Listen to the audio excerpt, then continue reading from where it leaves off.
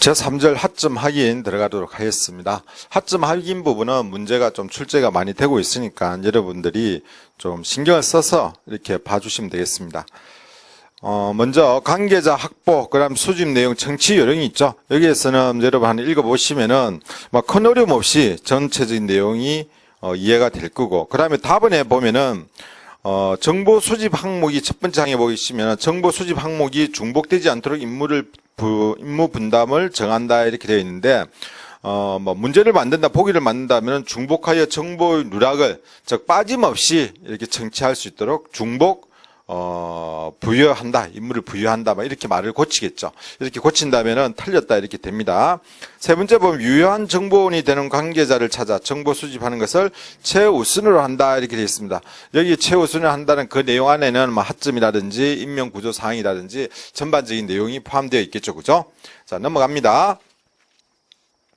자, 그 다음 페이지에 보시면은 정보 수집은 다음 순위에 의해서 정한다 이렇게 되어 있는데, 이 부분은 문제 내기가 상당히 좋죠, 그죠? 여러분이 보시기에도 제1순위, 2순위, 3순위 되어 있는데, 자, 제1순위하고 1순위, 2순위, 3순위를 여러분이 말 그대로 외우게 되면은 사실 조금 어려운 부분이 있습니다. 그래서 1순위 딱 보면 뭐가 있습니까? 대피 지연, 그 다음에 전원 피난을 완료했는가, 부상자가 있는가, 즉 인명피해에 관한 내용입니다. 인명피해, 그죠? 그다음 두 번째 내용을 보시면은 가스 누출 폭발, 유독가스 등에 의한 2차 화재 발생 위험 요소에 관한 정보대인데, 전반적으로 뭡니까? 우리가 구조대원이라든지 진압대원이 옥내에 진입했을 때, 즉 대원에게 어떤 영향을 미치는가, 그죠? 그런 내용입니다. 그렇게 하면 어느 정도 이해가 되셨죠, 그죠? 그렇게 외워주시고, 그럼 세 번째는 제3순위 연소 확대 여부, 계단, 건축물 시설, 옥내 소화전, 소방용수 사용 가부와 소방활동상 필요한 정보 이렇게 되어 있습니다.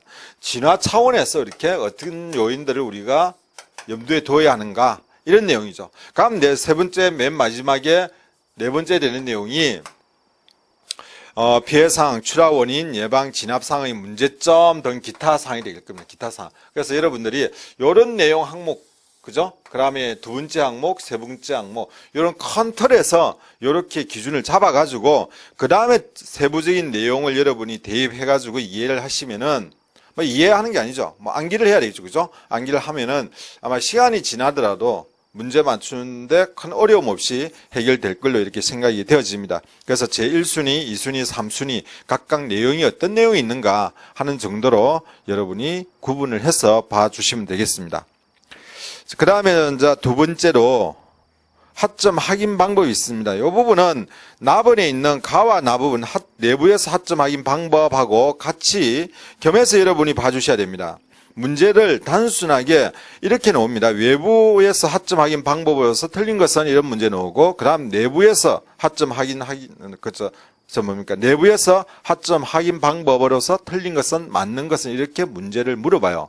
그러면은 여러분들이 일단 내부에서는 어떤 내용이고 외부에서는 어떤 내용인가가 구분이 되어져야 됩니다.